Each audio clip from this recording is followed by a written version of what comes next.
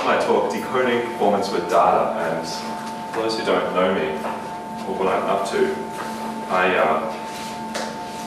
really love doing free improvisation. I'm a percussionist, and I really love making computer instruments. So over the last couple of years, I've had a couple of different projects where I've been creating instruments for iPad to give to other members of my percussion groups. And in this particular project, what I'm going to talk about is how I've been capturing data from how other players use the iPads and using that to find out more information about the performance, find out what's going on, and the goal of my PhD at the moment is to get to a point where I can have a computer analyzing what people are playing on their iPads and use that as use that information in the performance as part of the composition. So I'll just show you this little cool demo video I did the other day for Open Day, which gives you a little overview of my work. So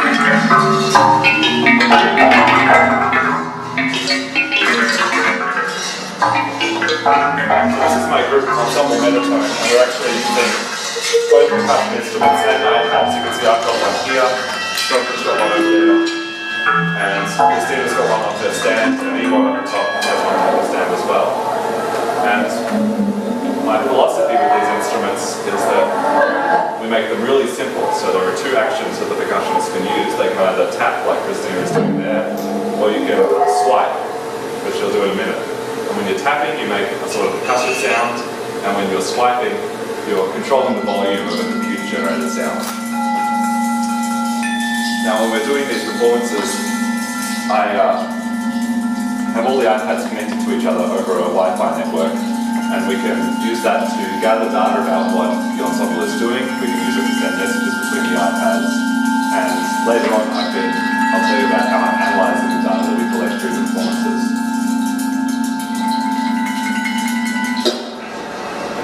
And this is the overall goal of my research, is to create iPad instruments that actually understand how the group is performing, not just how the individual player on each iPad is performing, and use that information to react to how they're used in the performances.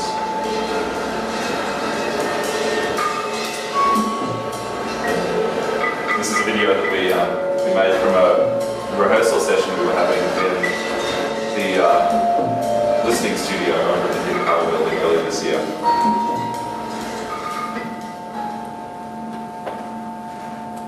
Okay, so why do I say decoding performance? I think I got interested in free improvisation and actually studying how I was creating music with free improvisation when I was doing my masters in Sweden. And I got interested not just in the actual performances themselves, but trying to unpack what all of the performers were doing in the performances. So I went through a process of, for my master's research, of looking at a number of improvised performances I'd made with a group, and starting to write down significant events, annotate the video with significant events, and use that to find out how we were using the computer instruments in that case. So what I'm interested in this project is this unpacking of improvisations, but also understanding how the players are using their instruments. But in this case, I'd like to do that in real time and have the computer doing the unpacking rather than me, because it's very time-consuming to go through videos and figure out exactly what's going on. So I said that we were collecting data when we were making these performances, and it's interesting just to take a little look at what kind of data we're collecting. So it's not quite like, well, similar to MIDI. In MIDI you get these note-on messages when someone presses a key down on a keyboard, and when I'm collecting data from the iPads, I get touch-down messages. So when someone taps on the screen, their finger goes down, the iPad sends a touch-down message to our server, and that's collected. And you can see here, we've got this little line here in one of the messages I've received, which is Metatone Touch. So that's recording touch-down messages. We've also got messages when someone has moved their finger on the screen. So they've already put it down the screen, now they're moving. And then we get a touch message that actually has a velocity as well, so we can see the new position of their finger and how fast they move to the new position. And then there's also a message that we get when someone raises their finger off the iPad, touch ended. And there's a couple other functions in my iPad apps that I'm using I have this idea of having a few little switches around the edges of the app. And the switches control two functions. One of them is sort of a looping function. You can see there's a very small switch down here. A looping function that just plays back what the player is doing for a little while, and kind of an autoplay function that makes notes without you having to do anything. I also collects that information, although I haven't really used that yet in this particular stream of research. So in this, actually these messages, this is actually what I'm collecting on the computer, just a list of bits of text. The first thing is that this number is how many seconds it was since the performance started. The second thing is the internet address of the iPad that sent the message. And then the kind of message it is. This one's a touch message. This long string here is what we call the device ID. So every iOS device, iPads, iPhones, they can generate a unique identifier so that you can tell different devices apart. So I use this ID to find out which iPad is doing what kind of touching. And I have my name written on my iPad, and all the other performers in my group have their names written on their iPad, so we always use the same one, and I always know who is doing what. And then right at the end, I've got a list of three numbers, 441.5, 370, and then 0.7, so that's the X position, the Y position, and the velocity of the touch. So the first cool thing I can do with my messages that I've collected is just play them back. And it's actually really fascinating to look at what's going on in the group from this perspective. It's like looking over the player's shoulders and seeing exactly what they're doing, which is something you don't really get even from a good quality video recording of the performance. You can't see exactly how their fingers are moving on the screen. But this playback is made just by using a visual programming language on some of the touch data. This is from a performance in August just a few weeks ago. So you can see by watching this video, there's actually some sort of touch gestures that keep coming back. There's this idea of sort of swirling in circles or in figures of 8, like the blue person is doing now. The yellow player is doing a lot of touches up in the top left and right hand corners. The red player right now is kind of touching in the middle of the screen. I'll just go to the end of the snippet. I'll just play it again. And then there are also these swipes that go right across the screen and then stop. So there's three main gestures, kind of taps, swipes where you're going across the screen and stopping, and swirls.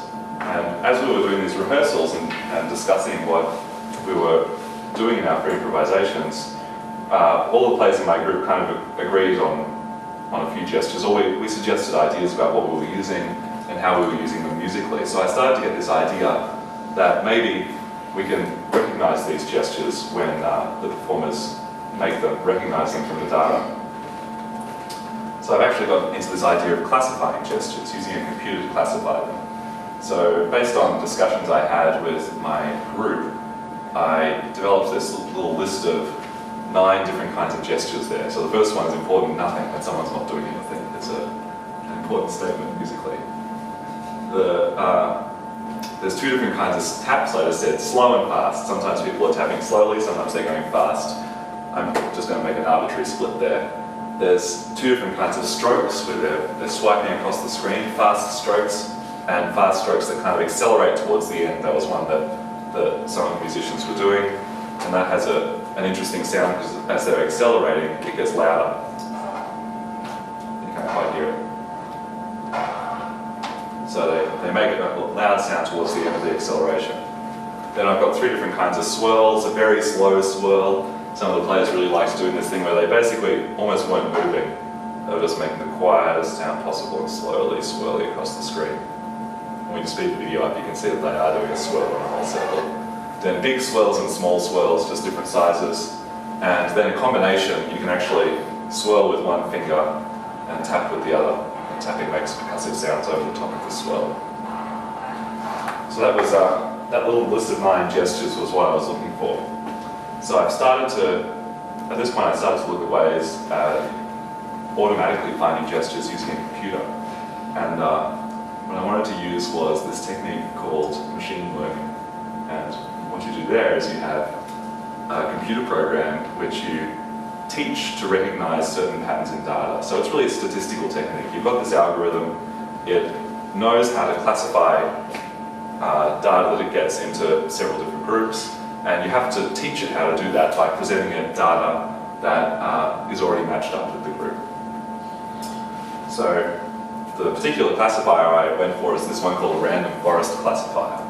I'll explain a little bit about that in a minute. This is a really powerful algorithm, and I got the idea to use this algorithm because Ben Swift in the audience used it on a similar project for his PhD with some success. I think that's right, yeah. He had a couple of different algorithms, and this one was by far the best, so I just went for that one straight off. Thanks for doing the testing for me. No worries, mate. Yeah. So the idea with this algorithm, as I said, you have to teach it to recognize patterns in data. You can't just do it automatically. There are some algorithms that do that, but this one you have to teach. And in particular, the environment I was using to do this was Python, the programming language, which has a great library called scikit-learn that has a random forest classifier. So I thought I'd just give a little example about how random forest classifiers work. So the way it works is that it's a forest of trees, and in machine learning there's this idea of a decision tree.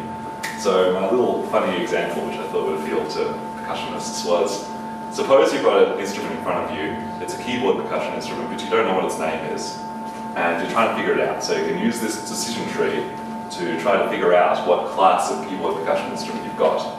So we look at it, we say, okay, well it's got wooden bars, so we take the right-hand branch down to wooden bars. Well, how many octaves has it got? This one's got 4 octaves, so we take the left-hand branch, which says less than or equal to 4 octaves.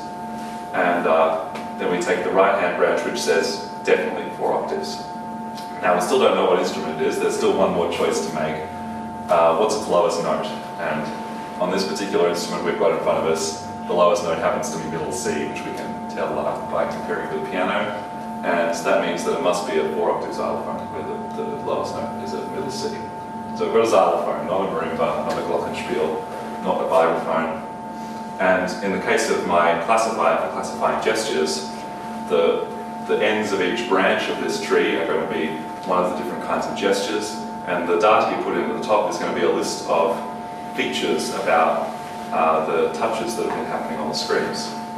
So in random forests, just going back to that, it's actually not just one decision tree, it's a whole forest of decision trees that are set up differently, and the idea there is to try to kind of spread the error in different ways across a lot of different trees. Then the different trees look at the data, they all decide on how they're going to classify it, and the forest votes on the most popular class. So you take all these different trees, they've all classified the data, and you find out which is the most likely answer from how many trees are voting for it. And that method of making a machine learning classifier is actually recognized to be a very accurate way of doing it, and very efficient. So what kind of data am I sending to the classifier? I'm not going to send it this list of touches, because all these touches, they're really a continuous thing. It doesn't know, you can't tell anything from just one touch about what kind of gesture it is. What we need is some information about all the touches that have been happening over a certain period of time. So the period of time I chose was just 5 seconds. I just made an arbitrary choice about that. And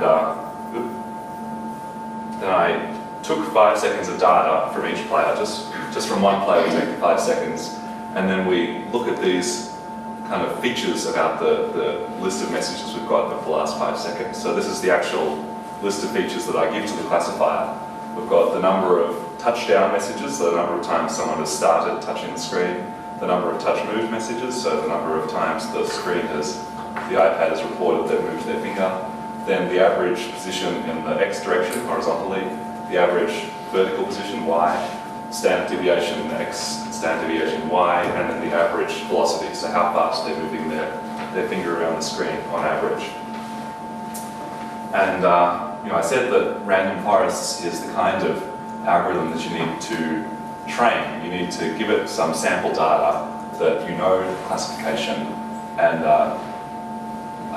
that allows it to classify data that it doesn't know about once it's set up. So I made some fake data by sitting down in the studio and very carefully recording examples of each of these different gestures. So I think I'm doing a very slow slide here. On the left we've got the video of the iPad's touch messages, and on the right there's just a guide video of me doing the gesture. This is a very slow slide. And then on the right-hand column, there's an example of... Slightly faster slide. Okay, now I'm going to do slightly faster slide. This one, I suppose, would be big swell. On the right hand, I've got a column where I'm actually putting a code to every 5 seconds of the video. So at 2 minutes and 10 seconds of the video, I said it was a very slow slide. 2 minutes 15, still very slow slide. And later on it changes. So this is the training data that I use to train the classifier. Now, does it work? It turns out it sort of does work. I was pretty excited. What happens was, what I tried was taking one of the performances that we'd already done and shooting all of the messages into the classifier and then using that to try to generate kind of a score for the improvisation. And it's a score that doesn't have notes, but just records the different gesture classes. So in this plot here, it's kind of like a graphical score that we see all the time. We've got from left to right, time through the performance, and up and down, there's the different kinds of gestures. So it's too small to see the label, but the lowest gesture here is nothing, then it's slow taps, fast taps. I think the next one is the fast swipes, then fast swipes that accelerate, then we've got the 3 slides here, and then the top one is the combination. So, you know, probably it would be bad if we looked at this graph and it was just completely random, but it doesn't look random to me. It looks like this is a score of a composition. So you can see we've got players hunting around in this area for different ideas. Then in this area, they all move down the bottom to tapping kind of gestures for a few minutes. Then some of the players change. Someone goes up here to combinations. The other 2 players stick down the bottom and they're still doing the tapping. And then there's a few more sections in this composition. So this is pretty cool. We can actually find out the score or generate a score from an improvisation to help us unpack what's going on just by using this computer program. And it does it in just a few seconds rather than the couple of hours it takes to annotate a video with gestures for each performer. Now, here's another one. This one is, we actually do 2 kinds of performances whenever we perform and rehearse. We do ones where we just use iPads, and we do ones where we use iPads and percussion. So when we're using iPads and percussion, obviously we lose something from the score because we can't see what the players are doing in their percussion part, but we can see when they're silent. So you can see in this section out here, no one's doing anything, everyone is silent. So in that section they're actually playing just the percussion instruments. And this one's from one of the performances recently. You can see it's a lot less dense because some of the players are always on percussion and then they sort of switch around. Now my next idea was finding new ideas. My new idea was to find new ideas. I got really interested in my master's research in finding out what was generating new ideas, or what the new ideas that improvisers were having in our performances. And I would go through these videos and I'd write down new idea, and if it was an idea that came from the percussion part, I'd say new idea on marimba or whatever, and if it was from the iPad part, I'd say new idea on iPad. And looking at these gesture scores, I think, well, this movement down here, that kind of shows us where people are having a new idea in the performance. So I'd like to automatically search for where there might be a new idea in the composition. And the rationale, the way we're going to do that is we're going to look for places where performers are actually changing their gestures a lot, doing a lot of changing. So I got interested now in this idea of transitions. So the way this is kind of like looks like something from serialism. I'm going to look at some matrices now. But in this matrix we've got a list of gestures at the top, a list of gestures down the side, and what this means, what this represents is one transition from one kind of gesture to the other. And at the top we've got swipes, so the from gesture is swipes and they're going to taps. So having a 1 in that box means they're coming from swipes, they're in the swipes column going to taps. And that's a way of representing one transition for one player. You can see that I've only used five kinds of gestures here just to simplify matters a little bit. 9 was a little bit too much for looking at the transitions. So I've reduced it down just to nothing, taps, swipes, slides, and combination. Now if we look at one of the performances, we haven't just got one player, we've got 4 players at once. So what I do is I take the transitions, make a matrix for each player, I get the computer to do it very quickly, The computer makes a matrix for each player with the one in the right column, and then it adds up all 4 performers. So, if someone else was moving from taps to slides, they might have a 1 here. If someone else was doing nothing and they're still doing nothing, they'd have a 1 here, and so on.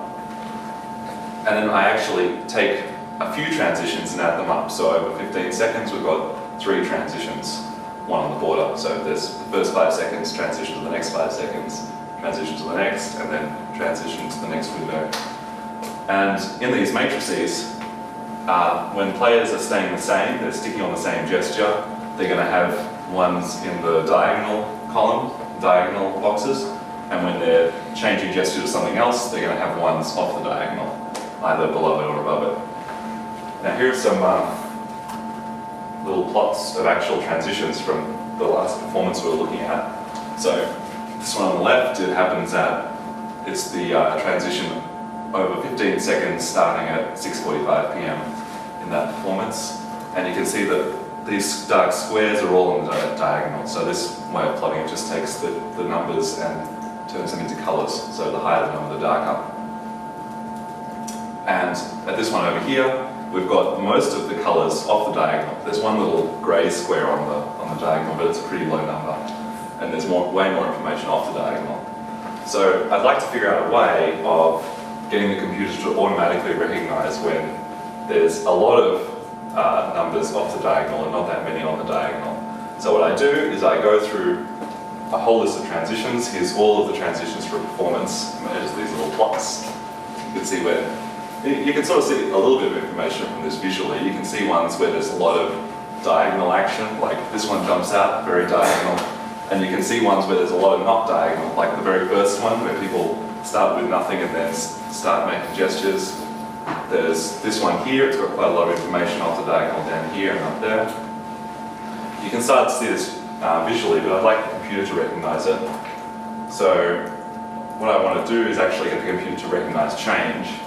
And here the short version is, here's a plot of a particular kind of measure of how much information there is on the not diagonal compared to the diagonal. So my funny term for this is the changiness of the transition. And this is my little formula for the changiness at the moment. That one works quite well. So what you do is you take the matrix. There's a way of working out kind of a distance for a matrix away from 0, just like you'd work out the distance from like the distance of xy points on the Cartesian plane using Pythagoras. It's an extension of that to like many dimensional spaces. So we take the distance of the matrix and we divide it by the distance away from 0 of just the diagonal, the values, the vector of the diagonal values. And then that gives us these numbers. So you can see at this point here I pointed out before, where there's a very high change, everyone's moving down here. Well, there's a huge bar here, so that's cool. There's another point here where there's a big change towards a lot of information in the middle. There's also a huge bar there. This one doesn't get very much. This one gets a huge bar, and there's a few smaller bars towards the end. So what is this actually telling us? I think this is quite interesting already, because what I think this shows is that it's not so easy to trust our eyes when we're looking at this graph to find out what's changing in the ensemble. So this change, although that looks quite significant from the graph, maybe that was misleading. Maybe there wasn't quite so much change going on. And if you look carefully, you can see, well, there's only really one player, Mr. Green, moving up. Mr. Blue moves up in the next frame, but the other 2 players are kind of just sticking on the same gesture, so there's not too much going on. But we also see that there's a couple of bars up in this area, which is where it's quite complex in the graph. So it's actually hard to see what's going on. And this plot of measuring the changiness is telling us, well, there are actually a couple of moments of change and some moments of calm in there. So there's calm, calm, change.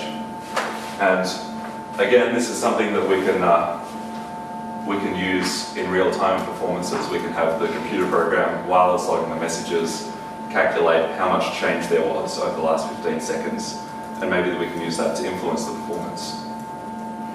So just to give it a little example, I thought I'd play back one of the videos, which is just around this change bar there. So what's going to happen is at the start, there are a couple of players doing swipes, combinations and swipes, and some players doing taps down here and nothing, and then it moves into a section where everyone is doing just taps. So I'll just play that quickly.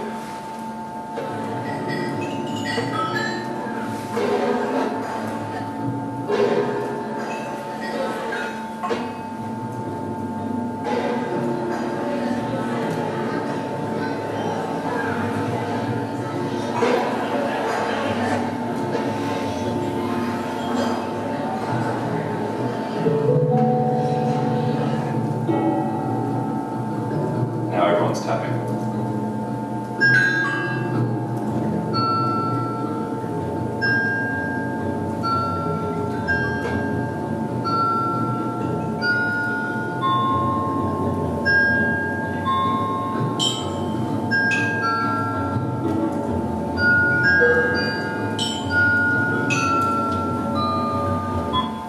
So that actually shows, what was predicted to be a change in the music actually was a change in the music. I had a big change there between the first section, which had a lot of slides, it had a lot of these continuous sounds, to the subsequent section, which was mainly taps, mainly percussive sounds.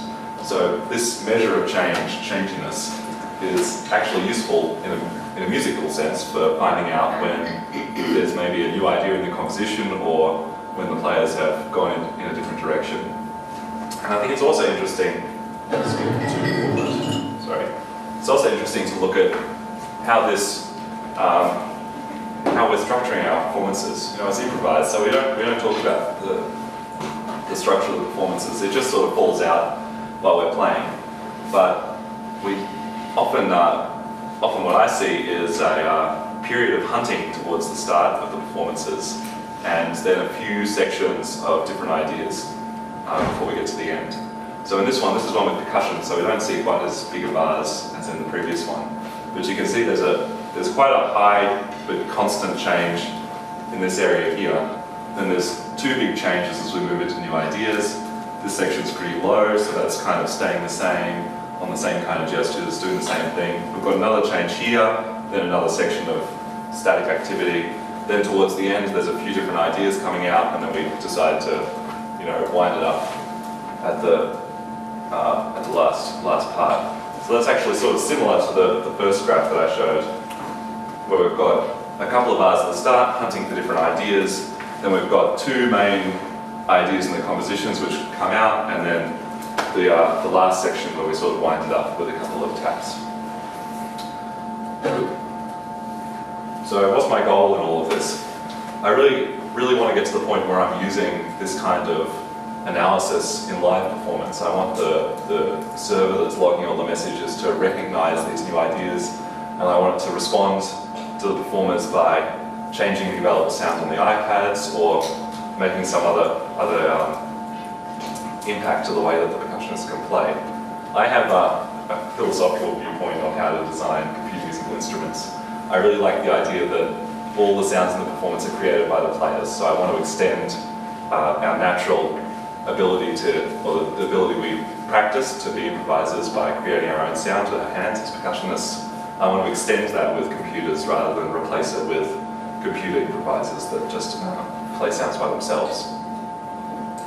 Now, it's also possible to recognize some other aspects of ensemble performance, and I think that this is where I'll move into in the next few months. And there's a few targets which I'd like to look at.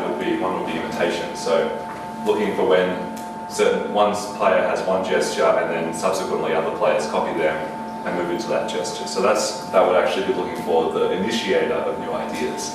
Which performer is the one that's putting the new idea out there and the other players are responding to it. I'd like to look for places where players are all using the same gesture continually, so they're all kind of doing the same thing, but also places where there's static activity on two different gestures, maybe two players on each gesture. And then I think they'd be doing something like parts in an orchestra, right? You've got some kind of supporting part, maybe with long tones, and some solo part that has some percussive tones on top. So that's the topic of future work. But for now, this is as far as I've got, and thank you very much for listening. Yeah.